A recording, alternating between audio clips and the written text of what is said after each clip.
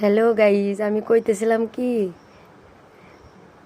যে আমার বরের দিদি মানে আমারও দিদি, তার ছিল জন্মদিন, মানে হ্যাপি বার্থডে।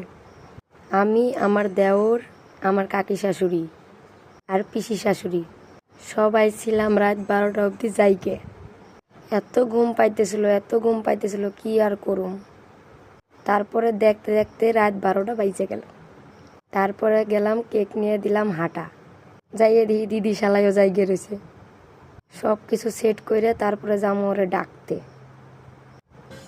কেকটা সেট করতেছিল আমার দেওর আর আমার কাকি শাশুড়ি, আর আমি ছিলাম ভিডিও করতে ব্যস্ত।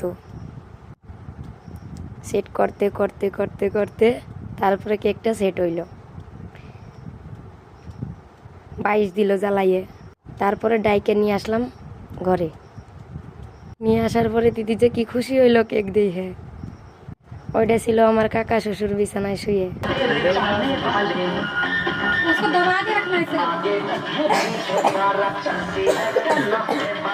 Happy birthday to you. Cake কাটা হয়ে গেল, এবার সবাই খাওয়াচ্ছে।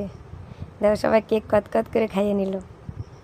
কি খুশি দেখো, দাঁত সবসময় বেরোইতেই আছে, আর আমি তো ভিডিও করতে ব্যস্ত আছি। এত খুশিতে মাখো মাখো। ওইটা আমার ছোট দেওর ছিল, আবার আঙুলটা কত করে চাইটেও নিল।